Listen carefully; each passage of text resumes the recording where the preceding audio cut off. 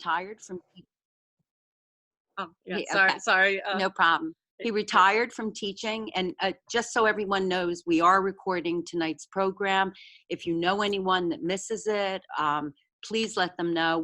The library will provide a recording of this program. So if you're not able to be with us tonight, you will be able to see the program. But Martin retired from teaching in 2017 after 16 years at the Olympia Waldorf School, and he now cartoons full-time in Pensacola, Florida. Keep in mind, these bios are short and sweet, and both of these men have done much, much more than what I'm sharing with you tonight. Richard Lee, who is the writer of the comic strip, is a distinguished McKnight University professor and distinguished university teaching professor in the Department of Psychology and the Asian American Studies program at the University of Minnesota. He was recently named the Melvin and Gertrude Wolfvogel Scholar for the college for 2020 to 2023. Wow. So like many of us in early 2021, Martin was deeply affected by many issues that were happening, including COVID, George Floyd, and anti-Asian hate crimes. Finding himself in a self-diagnosed funk, he needed refuge and found his way back to the art of his youth. He started learning how to make animations on his days off and began animating various characters for practice. Little did he know this diversion would lead to the start of something special and empowering for many. With the help of his younger brother, Rich, he launched The Other Ones by Lee, which is a daily collaborative parody comic strip focusing on social justice and otherness issues. And this particularly, they followed much of what was done in the Peanuts comic strip. So do we want to show a couple of comic strips right now, Jamie? Yeah, sure. Is there anything you'd like to say first to the audience? Okay. Yeah, probably the comics are a good way to get started. Yeah, okay. So get the comics up. Right there. Yeah. Share the screen. Thank you. Yeah. Okay. Okay. Can everybody see them? Yeah. Okay. And then sorry, like sometimes when you go in, you're like, oh, presentation. No. Oh, I did. Okay, I did the wrong thing. I'm sorry. Present. Oh, there it is. Sorry about that. Okay. But yeah. So this is the Lee brothers. You can move. They could maybe move over a little. Can you see? Mm-hmm. Okay. Yeah, and then I don't know if you guys want to read the comics or if you wanted us to read them. You guys can read them. Okay. It's nice to hear another voice. Okay. Okay. And then this is the one that started it all. It was a meme. So. Yep. And that was in February 2021. Yeah, Asian is not a virus. Racism is. Yeah, so what made you want to inspired you to sort of do this one? Was it? Well, this was the very first one. Very first, yeah. After I had started making the animations, I had heard an interview. I can't remember who it was, but it was an artist of color, and his kid asked him, "Dad, why do you only draw white people?" Aww.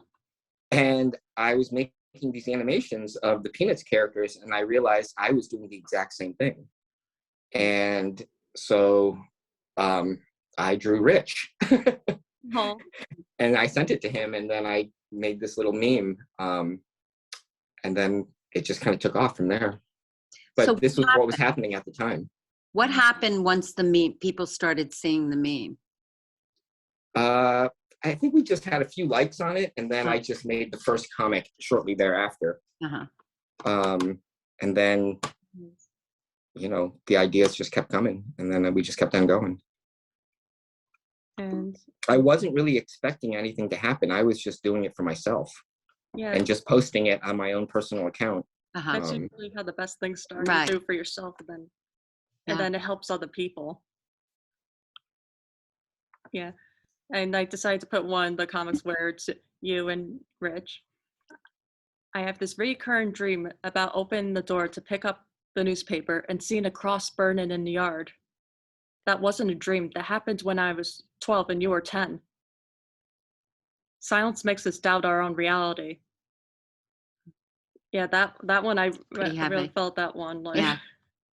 Yeah, so this was actually, well, it was a true event. Both this conversation we're having took place in my backyard in Minneapolis 10 or so, 15 years ago. But the event that we're talking about here, about opening the door on a school day morning and seeing a cross burned in our front yard, is also a true story. Mhm. That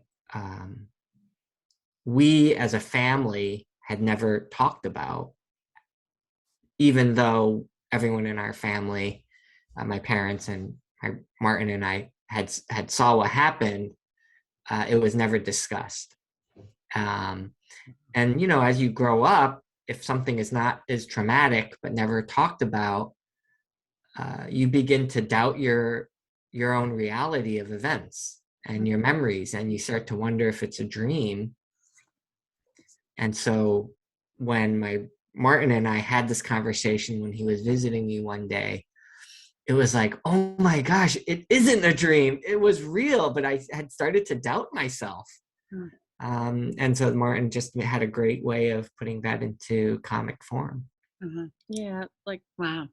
yeah, I was like, really So it was great, like- never discussed in your family that there had been a cross in the yard? Other than that day when our dad said, when he cleaned it up and he said bad people did this, and Yeah. Yeah. that was the only thing he ever said. Interesting. I Yeah, had a Black friend who had a cross in Red Bank put on her yard. This is going back many years, but it was something carried down to the next 3 generations about the cross in their neighborhood. I mean, they talked about it continually. but- and I think that's a difference. yeah, it's Their different. mom. Yeah. I think that's a difference between how African American communities have been intergenerationally talking about race and racism, Yeah. and the difference being an immigrant family from South Korea, where our parents didn't have that same vocabulary, Right. Yeah, and their way of dealing with it was very different because they didn't have that legacy of racism to draw from to understand and to educate us. And so this was really sort of the impact of that, is this intergenerational trauma happened, but then there's no conversations about it for Yeah. decades. yeah. Wow. Okay, go on to the next one. When did being nice to people become political? Yeah, that exactly. That's what I think about, like, a lot of things. Okay, you got. Oh yeah, you have to help us with the Pronunciation, numismatist. some librarian we are. Yeah, I made this one for you guys. Yeah. Like all along. I'm a numismatist. A what? Oh, what? I collect coins, like the new quarters from famous American women. Exactly. I'd rather get equal pay than equal representation on quarters. We really like her. Yeah. She's definitely yeah. one of our favorites. Oh, then this was one of the newer ones you added. A Mhm. younger character. Chad's sister told her mom she felt ashamed for being white after learning about slavery. Good grief, how does she think we feel? Yeah, like I have to say, like, as a white person, I did like feel that too. Like I felt, but then there's that, like, yeah, like how you think and a Black person felt like going through all that. Like Mhm. I remember, like, my sister telling me that one time, like a student in our class ran out crying because, you know, she was the only Black student like in the class. So she just really felt it. But yeah, like Yeah, a lot of the comics that you're showcasing right now were inspired from current events. Right. yeah. So, you know, Martin and I are reading the news a lot Yeah. and Yeah. then texting back and forth. Actually, Martin and I don't talk on the phone or on Zoom except for things like this. So it's all email or text or All Almost text. all text. We rarely actually verbally communicate with each other. That is our relationship. Let's just be blunt and honest. Yeah. Now, you could go, if like, you know, someone ever looked through our texts, it seemed like we must talk all the time Right. and we must supplement it with texting. Right. But actually, our communication is 99% texting. Interesting. Yeah. And I'm sure So- every day you're texting Yeah, but that's several nice. times back and forth. Yeah, except when he texts me back and says, I have work to do. I have a full-time job. But you're writing all the text, right, Rich? Yeah, I write a bulk of them. I mean, we don't count like, Yeah. you know. Will you come up with the ideas though, Martin? And then the illustration. Well, And- it depends. Sometimes I'll send him something. Most of the time he sends me an article Uh-huh. and then, you know, we'll text back and forth about it. And then I'll say, send me copy. And then he'll just write down what characters should be saying. Oh, sorry. Mhm. Like, I think that one you just showed, the Halloween one, Yeah, that's good. Yeah. that's when the Shang-Chi movie came out. Yeah, we have some people We have waiting. some people waiting that we've Okay. got to let in. Okay. We'll wait for them. Okay, Okay. Where are you? should be at the top under participants. As much as you do Zoom, it's always new challenges. Yeah, I was just trying to find the. Sorry, stop You may need to get out of share Yeah. screen. Yeah. Let's go to full screen, get out of, Stop share. Okay. stop sharing. And now the And go to bottom, participants and Yeah. you'll see the wait. Oh, okay. right there. Okay. There we are. Sorry about that. I do this every day, Uh-huh. 6 times a day. So How many? 6? I'm in, you know, probably 6 or 7 meetings a day. So that's my life. Are you teaching virtually now or they're back in class? Both. Uh-huh. Yeah. There we are. Okay. I'm going Miss Marvel, Kamala Khan. I'm going as Spider-Man, Miles Morales. I'm going as Shang-Chi. I'm going as The Rock. I love this one.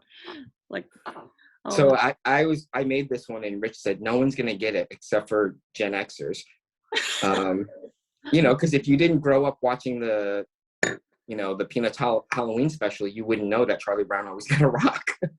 yeah, like, oh my goodness, like, well, I'm a millennial. I don't know, my mom like kind of spread her love for Peanuts like onto me, so my sisters and I always watch them. Mm-hmm. Oh my gosh. Yeah, so this was when the movie came out, and then there was this, you know, a big push for underrepresented superheroes. So I just kind of like did a Google search to see who they were, and then that was it. And then evidently that rock costume is a real thing. Really? Oh.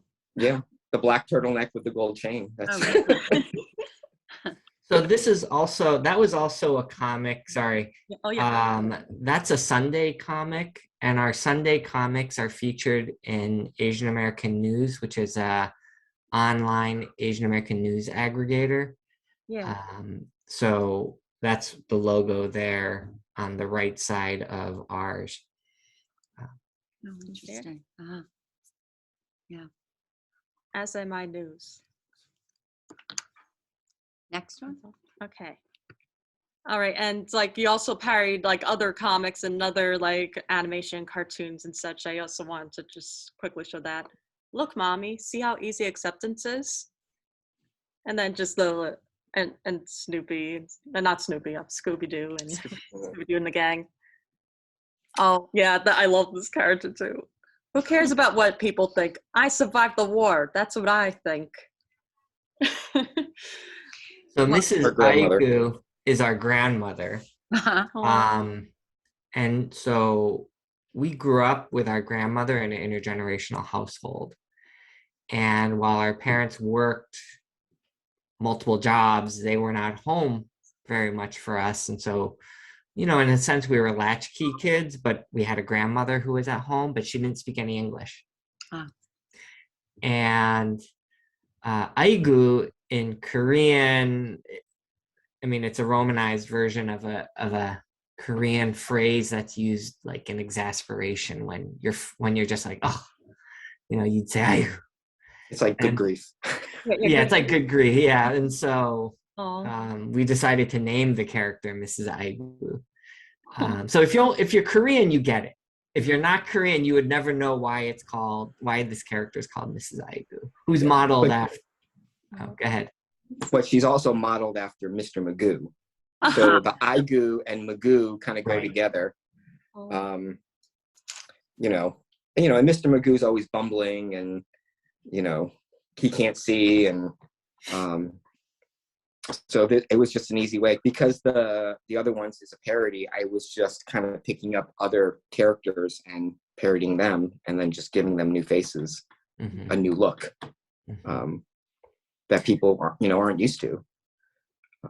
Yeah. And Mrs. Aigu is the comics that feature her are less about race and more about her observations as an older immigrant grandma. And so they're more about cultural differences and, perspectives about life in this country. Yeah. So you see, we use her when the content is not about oppression or marginalized experiences.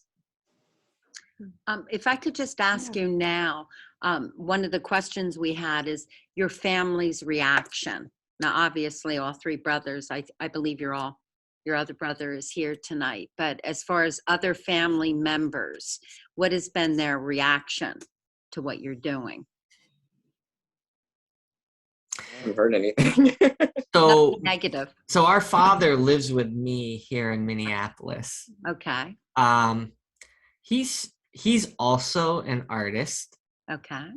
He's a visual artist, mostly painting and drawing. And he's seen a few of them, but it just goes right over his head. He doesn't really get it. And he can read and he's literate in English. But he's definitely, comics are not his thing. When, as my brother King just chatted to me, he's also turning 89 in a week. And so it's a different generation. Like, comics and this type of humor is not really going to resonate with him necessarily. Okay. You want to go to the next one? Okay. Hey, there we go. If I hear you saying I'm joking one more time, I'll slug you. Yeah, I just like, how she just really stands up for herself. Like, She's and tough. like, yeah, she's like, she's kind tough. of like the Lucy, like, where she's like, like she's not gonna take Let anybody intimidate her. Yeah, but like, I don't know. I just always really liked her. Her name's Charlotte, right? Yep. You want to talk about that character, Martin? Oh yes. Yeah. Oh yes. So yeah, Charlotte is modeled after Rich's wife. Oh really? Actually. Ah, Oh my goodness, that's she's awesome. our favorite. Like, I love the model, Yeah. but I do love her too. So she is adopted, raised by a white family in Peanutsville, USA. And it's funny. When when Rich sends me the text, sometimes he has the actual character names of who he wants to say them. Sometimes I follow it, sometimes I don't. And other times he just sends me straight text and I kind of have to decipher what's going on. And I'll just pick characters. And I guess for some reason, I always pick her to do these, you know, I'll slug you kind of things. Yeah. Because right now we have like a dozen characters. So, you know, I can really choose anyone, but for some reason, I just kind of keep falling back to her. I just gotta let more people in. Hold on. And share screen. Okay. So, there we are. So the single panel comics Yeah. generally tend to be ones that Martin is creating in terms of the content or text.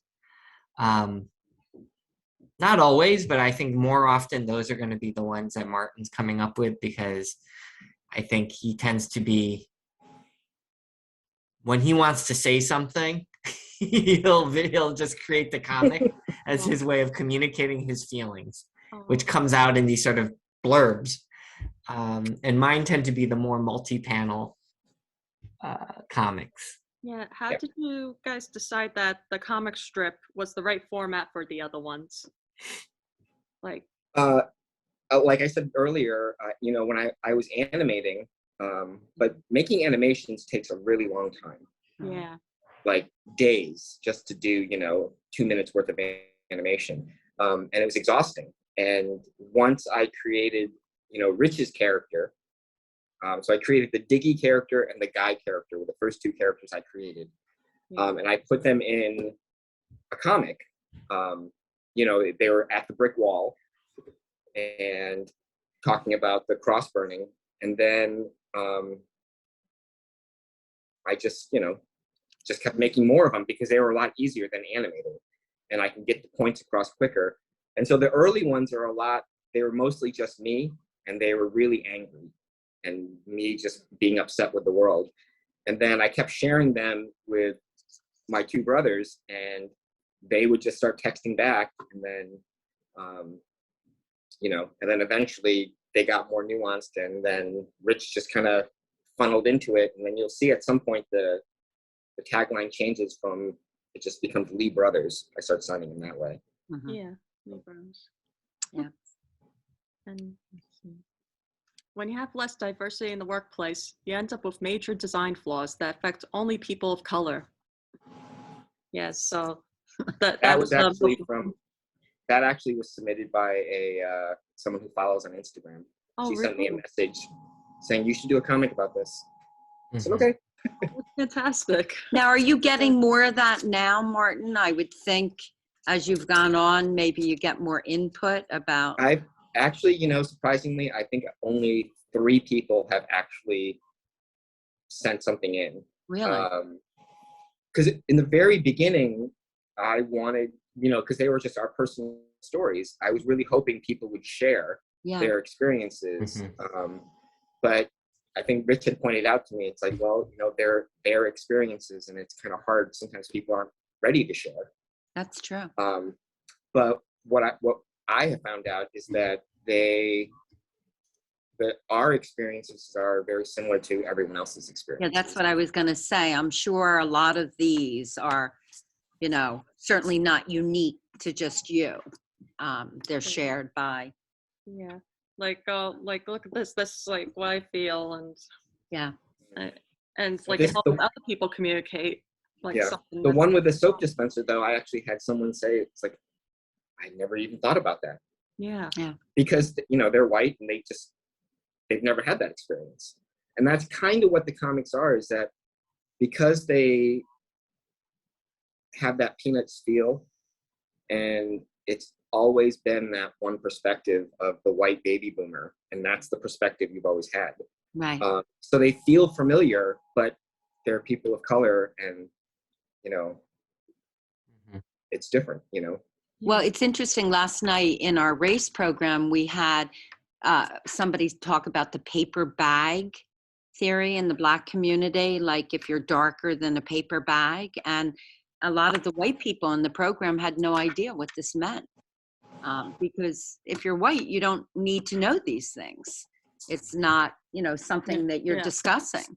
And that's why a comic strip like this, programs where we discuss, different issues in different communities are really important. To me, even the name Asian American, it's kind of like Latin American. I mean, you could come from, South Korea, or you can come from India, or you can come, it's so many different cultures, but it's all under Asian American. Yeah, generalized.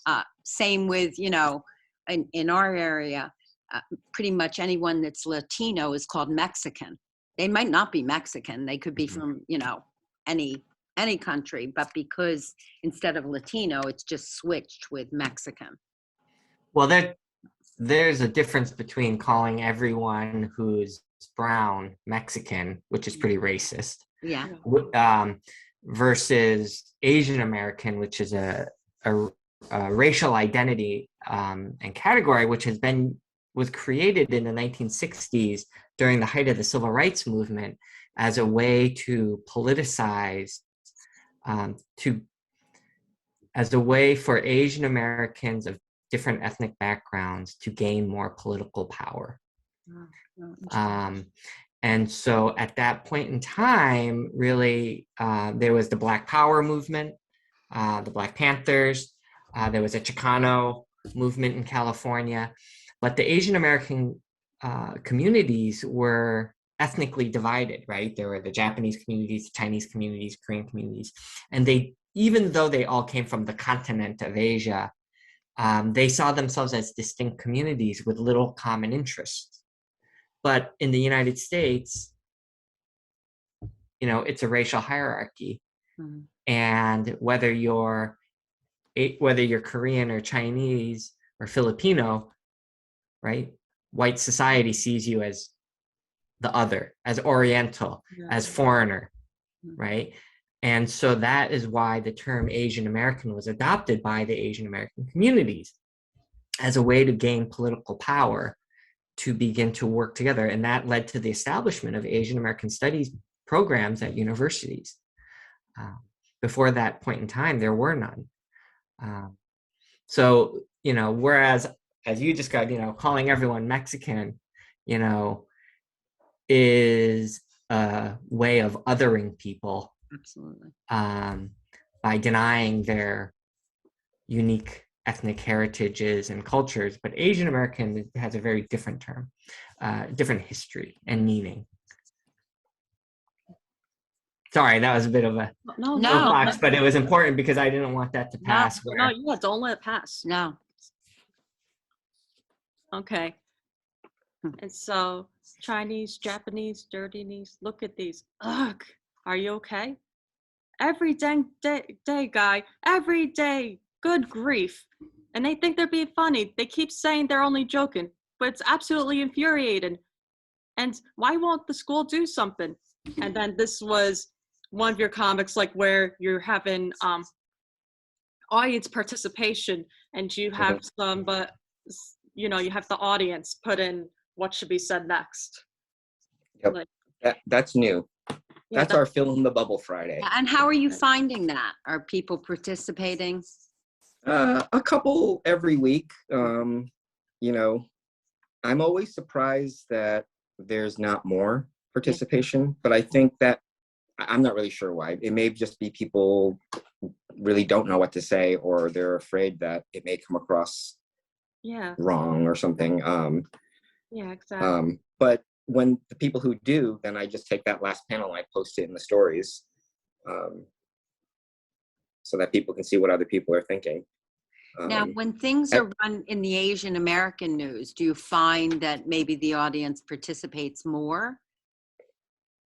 Well, the Asian American news only runs on Sundays. Okay. And this is only run on Fridays. Correct. So what I like about the Fill in the Bubble Friday one is that it can be used in an educational way. I mean, they all can be educational, but the Friday one in particular is a way to help people begin to develop their own racial literacy, Yes. right? So how can you actually start to develop empathy, right? And begin to develop the vocabulary to articulate a response, right, to an upsetting event. And part of our problem in this country is that we don't know how to have a civil, constructive conversation around race. We can see that right now in Congress, where politicians are posting violent videos of, mocking the idea of killing another congressperson. Right? There's no civil discourse around these issues. Something that New Jersey Representative Andy Kim, who's Korean American, has also commented on in the past about the lack of civil discourse around these types of issues. And so that's what I love about the Fill in the Bubble Friday, is that it's trying to get audiences to do that. And I always say to people, it's better to fail 10, 20, 100 times, but at least one time you'll get it right. Right. Yeah, exactly. Let's see. So this was a part of like a five-parter, but yeah, coach is still in shock. Yeah, he's still trying to process. He couldn't believe the other team made those racist comments. Their coach said it's just kids being kids. Their coach is a blockhead. At least our coach stood up for us. Coach didn't know he had it in him until then. Word. Yeah, like I really like that series. Like there's like a whole series of comics, like, and it showed like like like usually we see Charlie, in the Peanuts comics, we see Charlie Brown like just having like trouble on the field with stuff, but they're dealing with a whole nother level of trouble that Charlie Brown and his gang never had to deal with. Like No one ever stood up for Charlie Brown either. Yeah. And a lot of these series around baseball actually come from experiences with me helping coach my son in his baseball league. And so these are real events that are taking place that we are putting into comic form. It's not like we're making these experiences up. Yeah.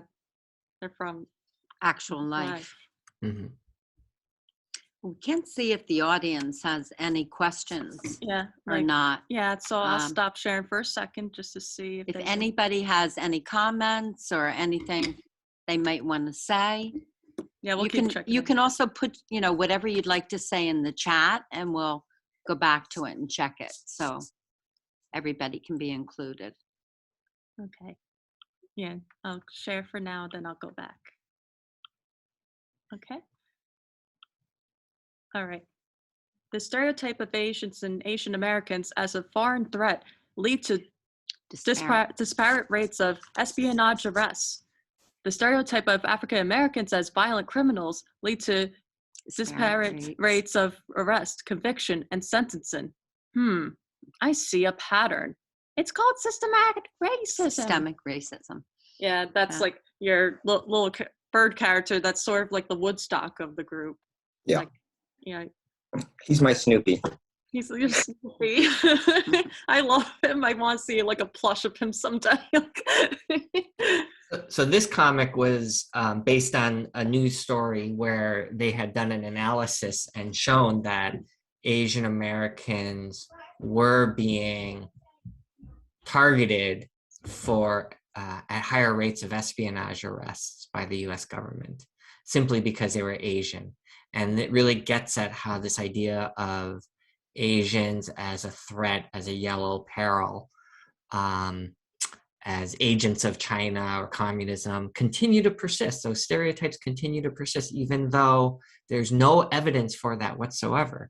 But, again, I think the other value of this comic is it also shows how this is another example of systemic racism, that it's not just happening to Asian Americans, it's happening to African Americans, it's happening at the borders to immigrants. These are issues that are happening to many segments of our communities. Yeah. Now, Yeah, could I that's just fine. ask, I mean, when you talked about the cross on the lawn, I have a feeling that you weren't warned, but did your parents ever speak to you about racial tension in the country, or, it was never a conversation at the dinner table, or, something like that? Never? I Never. can't remember any. No. I mean, maybe Rich remembers. You know, um, I think I slowly over time am starting to remember things from my childhood. I think I spent a good many years trying to block everything out Yeah. and not wanting to remember all that stuff. Right. Like we both went to Catholic high school, and I think I remember the only reason we went to Catholic high school was because our parents wanted us, they felt like that would give us a better education. Mm-hmm. And like that's, private school is better than, public school. That was kind of their assumption, I think, growing, raising us in America, and trying to help us to quote unquote fit in. Yeah. And so there were no conversations of that I can recall. And I, throughout my childhood, just tried to fit in the best that I could. Mm-hmm. And a lot of the early comics are reflective of that. And yeah. Yeah, I think so. Our older brother King just texted me saying we were working so hard to assimilate, and I think that's true for many immigrants, particularly our family. Immigrated. Our parents and my oldest brother, immigrated in the mid 1960s. So we were among the first wave of this 20 post 65 immigration group, and there were very few Asians in Connecticut where we were living. Mm-hmm. And, back then it was just trying to assimilate, try to be as American as you can. That's, that was all you knew, right? Did they speak English when they came to the country? No. Yeah. So No. right there is. And so we, I think when you try to assimilate, you don't develop a vocabulary for talking about racism. Mm-hmm. Because talking about it means you're not succeeding at assimilating. Mm-hmm. Yeah. Well, the sad part about assimilation is that, at least for me, and what I'm seeing now looking back, is that through my trying so hard to assimilate into white culture, I basically grew up becoming a racist, because that's what everyone was. I mean, everyone was, making fun of other people, Mm-hmm. being called a chink as they walk by you in the hallway, like every day. And so for me, that's what white people do. Mm-hmm. They make fun of people who are other, and you just break them down as much as you can and get them to cry. So for me growing up, that's what I thought being white was, being an American, because that's how everyone treated people, and if you look at even the Peanuts comics, they're mean to each other. They're all mean to each other. Absolutely. And so that for me was like, oh, this is what it means to assimilate. You have to be like this. Find someone to other, because that's how Americans do it. That's the way it is. Unfortunately, it's still the case. That's the frustrating thing. I mean, like we had talked about, one of my sons goes to Columbia. There, when COVID first started, my son got involved with some students. They were spitting at some, Chinese from China, but Chinese students when the pandemic first started. That's in 2020. Mm-hmm. What a long way we've come. Mm-hmm. And especially at Columbia, a lot of the Chinese students are the only ones that pay the full price to go there. But, not at all a friendly environment, that's for sure. I mean, I just to respond to what Martin said, I would say that it's not that you learn to be a racist, it's that you learn to internalize racism. Yeah. And that's different. I mean, it's not like you ever, as you grew up, wielded the same amount of power and privilege. Yeah. Right. And that's the truth, right? And so I think it's what's so hard is unlearning that, right? And that's what I hope, we hope that the comics can do is help us to unlearn it, and we have to make it more visible, and we have to provide people with the language so that we can unlearn some of the things that have been ingrained in all of us. So I see there is a comment from Sue. Oh, okay. And then someone has a hand up, Sierra. So I don't know which one you want to go with first. Oh, Sierra. Okay. All right. Okay, here I am. Hey, Sarah. Hi. Hi, everybody. I'm really excited that you guys are here. I really, really love what you do. And I have a couple questions. Oh, also, I work at the library, so I'm the children's librarian. And anyway, I wanted to know if you have a group of friends of different races and cultures and backgrounds that you consult with when you're commenting on different experiences, because your characters are a wide range of people. Well, talk to the content person. Okay, Rich. So you know what, Sarah, it's a great question. And so I do have a pretty diverse group of friends. They do lean toward multiracial and Asian American. But I also work with students every day. And I study these issues around race and ethnicity in Asian American, African American, Latinx, refugee, adopted communities. So, I'd like to feel like I have a good sense of things, but I will say, and I just had this conversation yesterday with my friend who's also an artist, and I said, as we are expanding our characters, and I've talked to Martin about this, or rather I've texted with Martin about this, as we are expanding our characters, that is a concern. Like, are we able to truly capture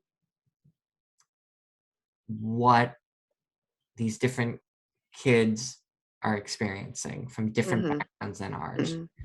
And, Martin had pointed out that Charles Schulz had been challenged early in his Peanuts career to diversify the characters. And, Martin, do you want to tell that story about what was Yeah, Schulz? so he had been producing the strip for almost 20 years at that point. I think it was 1968. So it was right after MLK was killed. And this woman named Harriet Glickman wrote him a letter saying that he should introduce an African-American character. And he wrote back saying that he didn't feel like he could actually do that because he couldn't speak to that experience. So then she got some of her friends together who were African American and wrote to him saying, we need representation in the comics. So he created the Franklin character. And, that caused pretty much, a lot of controversy back then in the late 60s. And, the syndicates, the newspapers did not want, okay, well, you can have that character, but he can't be sitting next to a white character in a classroom. And, Schulz was like, well, I'm going to do that anyways. So then he did. And then the sad part, though, of all that is that Franklin only appeared in just over 0.5% of all the comics. Wow. 125 out of nearly 18,000. Wow. Wow.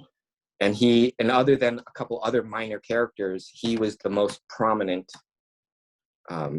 character of color. And so because of that, and that's why I use the Peanuts tropes, is because it's such a part of Americana. And the quote unquote others have never been represented, Mhm. you know, and listening to Jamie read our comics, it's like, wow, they actually kind of sound like Peanuts comics. That's what. You know, because I've never read them out loud. I just draw them and like, okay, this looks Yeah. good, and I send it, you know. So, but yeah, like, you know, today, yesterday and today, I introduced our first deaf character, I saw and that. I'm really nervous because I don't know anything about it, Mhm. Yeah. you know, and I don't want to misrepresent, but at the same time, you know, because I was just reading an article about this deaf high school in California, 120 students, and they are undefeated as a football team, 12-0, and there's 120 students. And so I was like, these voices need to be heard. And so that's why I really wish that the people who read the comics would send in stories, because Yeah. that would lend authenticity to them, because they are their stories. So And what we in the do future. is, you know, and I've challenged Martin on this actually. You know, he recently relocated from the Pacific Northwest to Florida, God knows why. But well, we know why. But you know, I said, you know, well, now's your time to really sort of, you know, and get more engaged and involved in different communities. Mhm. You're starting fresh. Of course, it's a pandemic, so it's hard to do that. And that's, you know, that's something that I think is really important. And you know, can we truly be authentic? Can we really give voice if we're not connected to these different communities?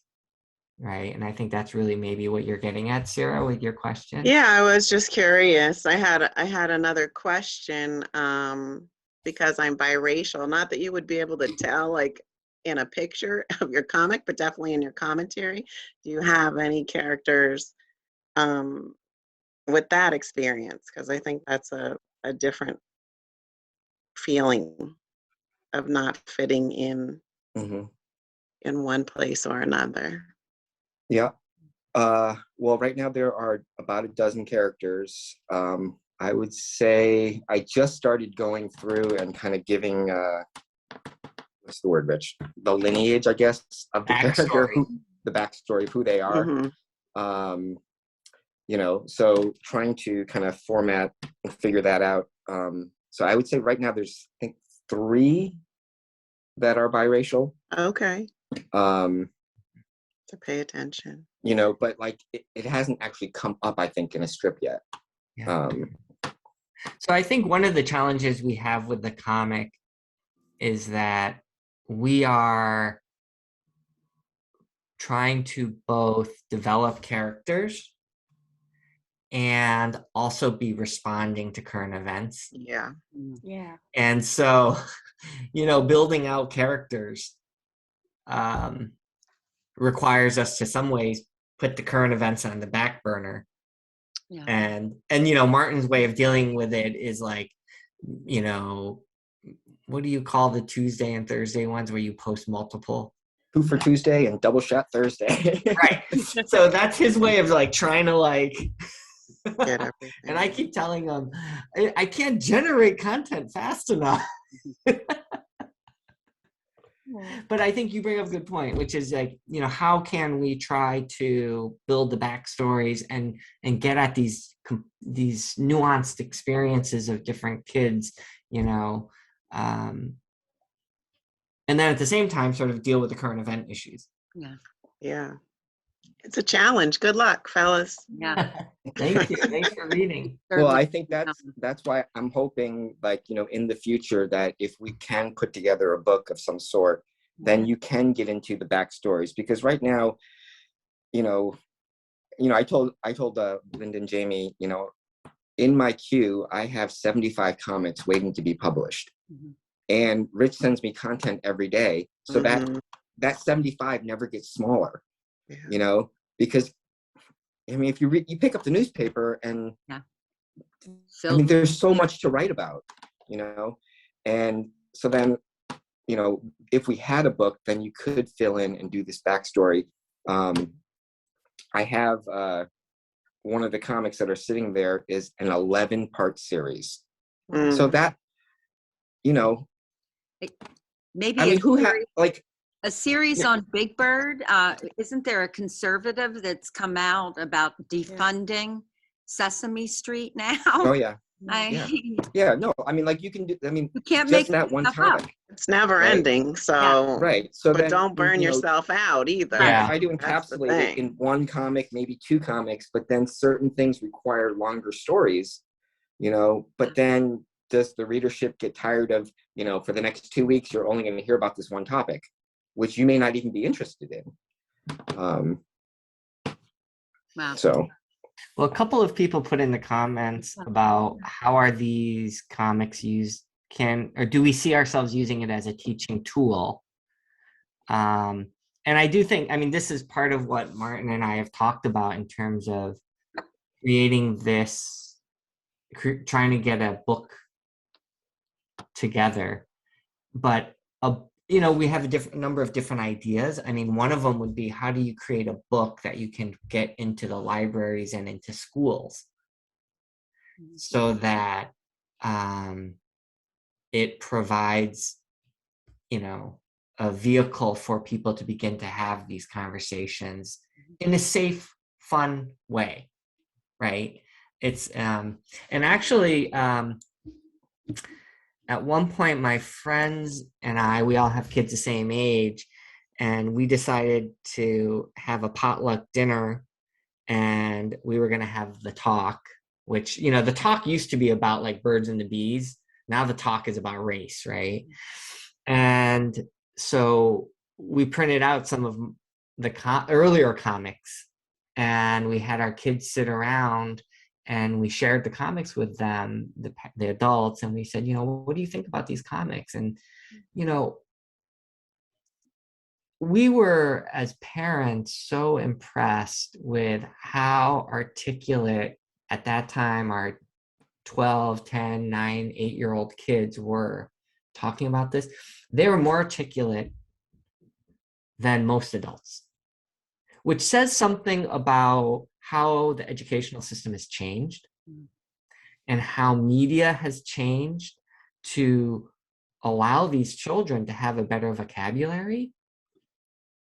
But they still need more. And, you know, if we could have a book on this, and, you know, we can do the fill in the bubble Fridays for parents. Well, and even, I mean, at both of you as educators, one of the things I thought of, you know, back in the day, used to have assembly programs and things. They'd bring the whole school in for a program, but actually taking this into a school system and maybe doing a program like you're doing tonight, you know, for a school system, and getting kids engaged with this that way, as opposed to this, you know, just the strip, if you go take it on the road kind of thing. Right. Yeah. We have other questions. Let's see. Claire says, thank you, Martin and Rich, for creating these comics. We need all the tools available to deal with these issues. Keep up the good work. Thanks, Claire. Yep. You're welcome. Claire. Here I am. Hi. Hi. Good to see I you. work at the library as well. And I actually tuned in just a little bit late. I was trying to get in. Did somebody recount an experience of a cross on the lawn or something? Did I hear something? Yeah. Yeah. I'm sorry. Did that happen to you? Okay. Yeah, I'm sorry about that. Yeah, I mean, that's why all of this is necessary. We just had a big program last night, as Linda said, so. Yeah. Well, thank you. How long have you been doing the comics? I didn't.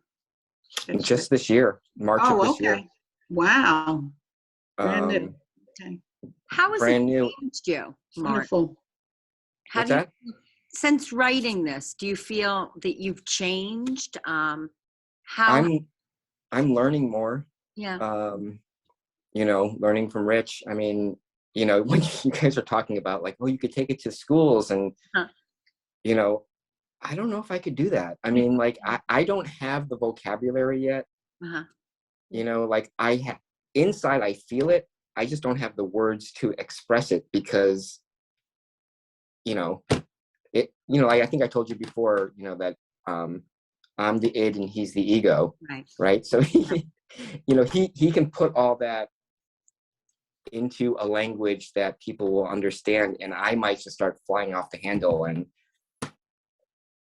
so I'm still trying to figure all this out, and I think that's why we work together so well. And the comics speak for themselves. Right. You don't need tons of language because you're going to evoke conversation just with the comics. Right. So you getting some support in the chat here. So Lauren says, you are learning, but you're sharing so much also. And Sue says, drawn is a language too. Mm-hmm. Which is very true. Like, yeah. You can see from your cheering squad here. If you need any support, just contact us. We'll help you. Yeah. But I think, can I say something else? Sure. I think that interacting with the kids, as Rich was saying, with his conversation with his children, would bring you more hope. Yeah. Because I know when you just are focusing on all of the news and the craziness, like it's overwhelming and it's really discouraging and daunting. It is. But the kids are, I don't know, they're kind of growing up in a world that's definitely different than when we grew up. It's much more diverse for some kids, at least. A lot more kids are going to school in more diverse settings. They could definitely connect with people all over the world, and they do when they're playing their games and doing whatever. And they just kind of have a different, I don't know. I think there's more hope for them because of that. Yeah. I mean, one of the things that Martin and I have talked about was making sure that there's a balance in the comics, that it's not just all about the depressing news. Mm-hmm. Yeah. Right. And that the other angle to this is being able to use the comics to show compassion, hope, care, joy. That's critical.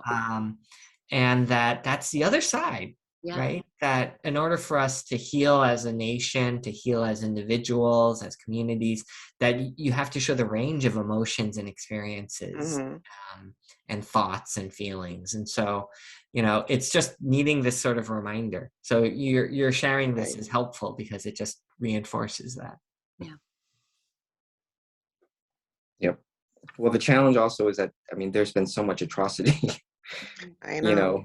And it's still happening, I mean, you just watch all the courtroom drama over the past few days, and how can you not just shake your head and going, what year are we living in? Yeah. I mean, and how are these leaders in leadership positions? For me, that's the frustrating part, is that we have judges and congresspeople and presidents who are, I mean, and those are the people that our children are looking to sometimes. If we could go in the chat. In chat? Go Yeah. ahead. Well, that's the newest one. Okay. So Sue says people need to share more of the good examples of how people support one another if we are to learn how to do better. Yeah, and I think like those Friday comics haven't shown people, and also the comics where there's somebody new coming to the neighborhood, and then you're showing I'm gonna learn about that so I can connect with that person. I love those comics. I think I think you did two of them. There was one, an immigrant from Afghanistan, right? And then recently the boy with the sign language, Spike was looking up, right? More about sign language. I think showing those examples is really important. From Jennifer, she said her daughter is a visual learner, and as a neurotypical middle schooler and multiracial, these comics would really speak to her in a language she understands. So great to learn about you. Thank you for tonight. My children 11 and 5 were listening as we were getting ready for bed. Great. Nice. Yeah, one of the things that Martin and I have debated is making sure that the language we use in the comics is appropriate across ages, because there are times where he'll send me a comic and I'll be like, you can't use those words.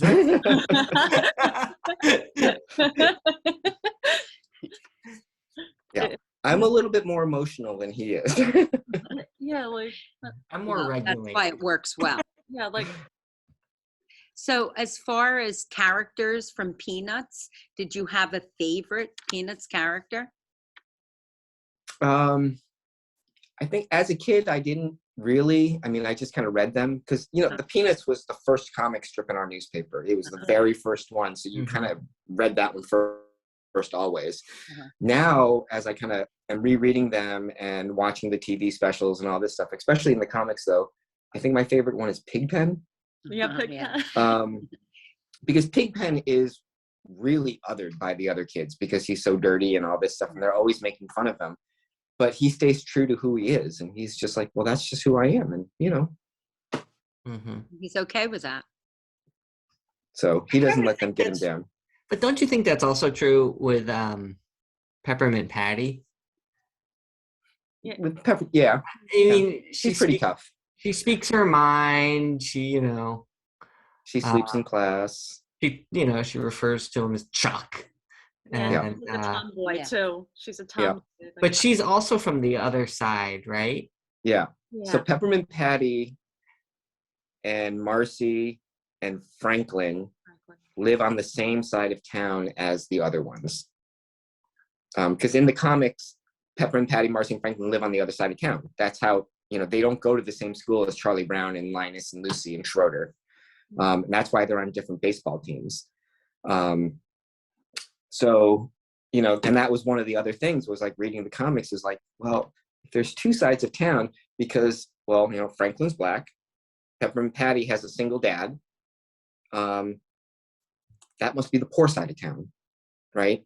And that's why they're over there. They're not featured as much as Charlie Brown and his friends are. So, you know, that was the kind of one of the impetuses was like, there are other kids there. They have experiences and they're reacting to what's going on. What are they thinking? So that's kind of where that all started. So if you go to the website, you'll see, you know, like that's the west side of town and the east side of town. So what about responses to the comics? Do you have any favorite fan responses? Well, you know, it's funny. I mean, you know, there's always people who like it, people who send me, you know, the little hearts and stuff, but there's never really tons of comments, you know. The one that I did get recently was someone wrote that they say, whenever how'd they phrase it? I was feeling down and I stumbled upon your comic again today. Like they were like going through their Instagram feed and it was just what I needed. Like you always have what I need at that time. So when I get those, that, you know, it's like, oh, okay, we're doing a good job. I've only had, I think maybe 2 people who have had negative comments. And then I just delete them and block them. So I don't have time for that. Yeah, exactly. Yeah, I think there's also, we do know that there are some folks who are using the comics as high school teachers. And so they're using it in their classes. And I have a colleague at Fordham University who uses it every day for her course. And she has the students pull a comic that fits for the topic for the day. And so I think there is this value for using it as a tool, as people have been commenting. You know, With the bubble, the open bubble, like I could see that in a classroom, you know, having the whole class finish that last bubble. That would be a great exercise. Yeah, right. So, you know, there's a big push now across the country to better implement social emotional learning into the curriculum, right? Which some people claim is another form of critical race theory, which is completely ridiculous. But, you know, the Fill in the Bubble Friday comics could be a great complement to social emotional learning curriculum, right? Which is really, how do you help children when there's a hot issue, rather than be reactive and blow your top or, lash out? How can you use words? Right. Yeah. Yeah. Right? And how, as a bystander or upstander or friend, can you use words to comfort a friend? Right. Yeah.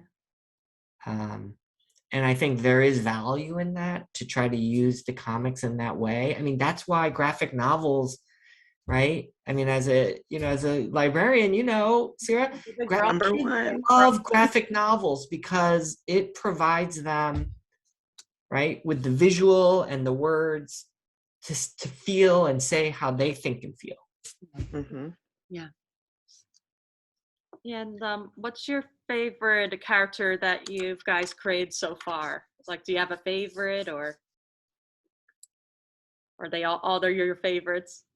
Your babies. Well, I mean, isn't Diggy the They're, I don't know, they're all my favorites. They're all a little part of me. Yeah. Since I'm the one creating what they look like and all that, and then because he sends me the content and I just get to choose which characters most of the time. Because even when he says, "Oh, Guy says this," and then Lila says that, and then Charlotte says this, I'll just change it. You have the power. And then he never says anything. He's just like, "Oh, okay, it looks good." Those are placeholders. Right. Brothers. What does your wife think about her character? Oh, I think she actually demanded to have a character, and that's how it started. So She Um, strong-armed you, huh? Yeah. but there are, when we introduced Charlotte, it began with her stories of growing up transracially adopted in a white community, and how she was bullied for being, one of the few minorities and for being adopted. And so, she loves it, and she'll comment like, "This one I liked," or "This one, Not so much. not so much." Yeah. Or Yeah. what did you mean by that? Like, I don't think she got the Rock comment, comic. She's a few years younger than me, but I just don't think I think there's certain things. Yeah. Well, and that character actually has some changes coming up in the future. Like, it's already been made, but like I said, because of all these news stories, I have to keep pushing it back.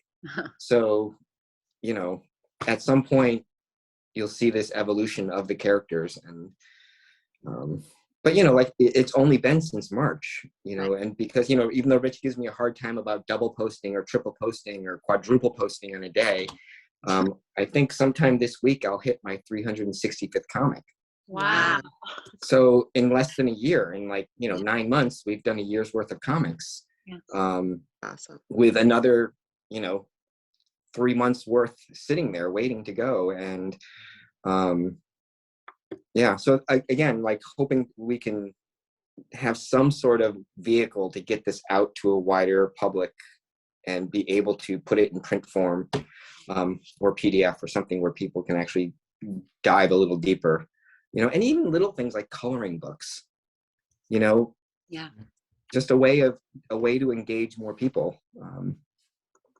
Yeah, someone put in the comment, Yeah. "I'd love to see your characters printed in a way that they can be used and reused to create your own comic. They could be in a set with word bubbles and erasable markers." Sounds like you should be our marketing Yeah. Yeah, we ask how you're marketing.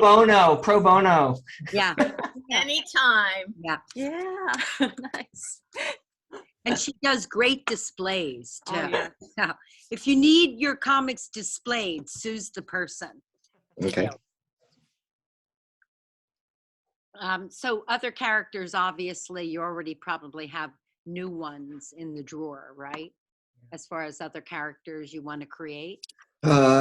Well, yes and no. I mean, there's ideas for them. They don't have names yet or are fully fleshed out, but as a news story will come up, it's I think it's time now for someone new to come in. Mhm. Yeah. So like I said, reading about that deaf high school football team Yeah. was like, oh, we need to have a deaf character, and then we need younger kids, Mhm. like preschoolers. Right. Yeah. And I don't know if you've noticed, but sometimes my character appears, Yeah. like the character that looks like me, Yeah. and then my character often interacts with Rich's character. And so like Rich's character, for me at least, kind of fluctuates between being an adult and then being a kid.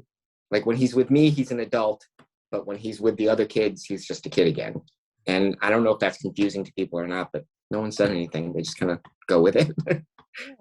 Like, yeah, like, Yeah. I think that's interesting. And I also think it's interesting, like, when there's like, there was like the white characters like Chad and stuff, they're not like shown because you're trying to put the focus like on people that haven't been shown. Like, and I really, I really like that. Like, it was just very little subtle thing, but like, Mm.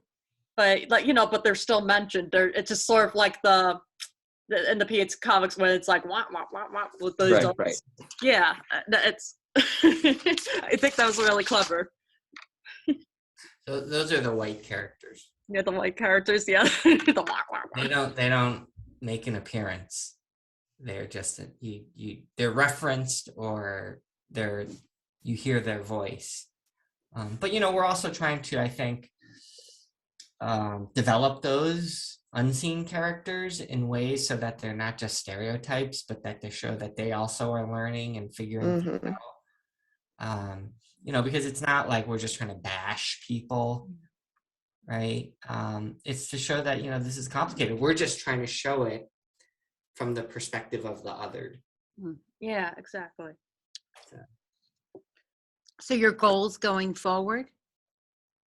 Oh, Can I ask a quick question? Yes. You're going to Please. wrap it up, but this is going back to something you were talking about earlier on the two sides of town.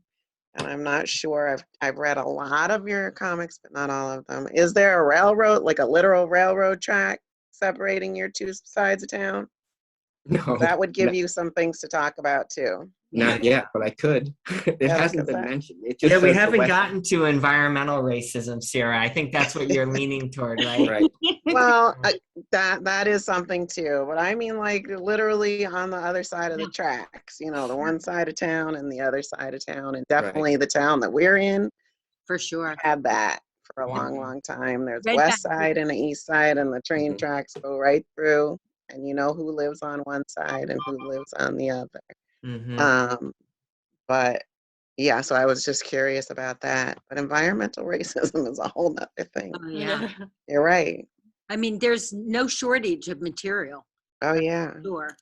Right. But so has somebody approached you about a book? We've had a couple people ask us, and so I don't know. We'll see where it goes. I mean, I don't know. You want to talk about that, Rich? Want to be kept abreast of this. Yeah. Uh, I mean, I think there's different ways to go. I mean, as you know, as folks that work in the library, the publishing industry is really evolving fast. Yeah. And the question is, what are we wanting the book to be used for? Yeah. Right? Are we going to be getting a National Book Award? Or is it going to be used for educational purposes? Is it going to be, an interactive style book or something that can be adapted and changed quickly? I think that those lead to different kinds of publishing options, I think. Yeah. So I think that's what we're trying to figure out. So we do have some meetings set up to start. And then also it could be like a time capsule of this time period Mm-hmm. too. Yeah. Because like it's a lot of current events, so Mhm. like it is like you're capturing like this time. Yeah. Yeah, but the sad part is that this time is the same as 50 years ago. That's Yeah. true. I was watching a documentary on 1971. It's the same stories. Yep. Women's rights, But Black lives, all our that, hope is war. the children, though, that like Rich was saying, as far as speaking with the children and their perspective of things, like where you could maybe express your feelings in your home. Now in your children, you're able to talk about things. You're able to, subjects that were taboo before are able to be discussed at a family table. So that's where we see the hope, is that, raising, not all children are raised this way, I'm aware of that, but the fact that, your experience as a child could have been maybe you were grown in a family where they were very prejudiced, but, you grew, and now your children are raised in a very different environment than you were. So that's why we see, like, bringing this to children into classrooms and things, like this could be great. We see a lot of things for you. We foresee. Anybody else have any questions? Yeah. We've taken a lot of your time tonight. We're so appreciative that you were with us. Do we have any other questions, Sierra? Take care. There is an Instagram account for someone asked. It's Mark, do you want, For Instagram? Yeah, it's at the other ones by Lee. And there's a Facebook page. And there's a Facebook page. On Twitter, it's just Other Ones by Lee. And then there's a website, theotheronesbylee.wordpress.com. And all of those, Twitter, Facebook, the website, and Instagram have the full run. All the comics are there. Every single one is there. Yeah. And they're all free. That's great. Yeah. The website actually has a little bit of the bio, like talks about the two sides of town, talks about our childhood a little bit. Yeah, I really like that. And I like the little bios on each of the characters too. It's like, yeah, it's really nice. It's really. Jamie draws, by the way, if you're interested, Martin. She's very artistic. I'll go look through her mind, Not as good as you. but thank you so much for like joining us tonight. Like, it's really, really like an honor. Like, because like I always felt like like the Peanuts comics, like I've always felt like there's something missing. You guys, like, you found it, and it's like you like brought something to light that's been missing in our culture, like for a very long time. I want to thank you so much. And please don't burn out. I mean, if you're following the news every day, this is not necessarily good. Yeah, I have to take breaks. We all do. Yeah. I mean, I understand a little bit why people just don't want to know what's going on, because it's a lot easier to live life when you don't follow the news and see all the craziness that's going on. But we appreciate that you're following it, but we want you to take some walks by the beach too. Yeah. It's there are some good things about living in Florida, I'm sure. Yes. Right. Yeah. Anyway, well, it's been an honor, and we've really enjoyed, or I've really enjoyed having an opportunity to present to folks in Jersey and elsewhere. And hopefully our recording is good. So if you do want to tell people, to look on our YouTube and find the recording tonight so that they can share in our conversation. Thank you so very much. Please You're welcome. Stay in touch. And Martin, I'll look forward to getting that information from you. Yep. Sounds good. Thanks, Linda. Everyone. Thanks, Jamie. Thank you so very much. Good night. Happy Thanksgiving. Thank you. Bye.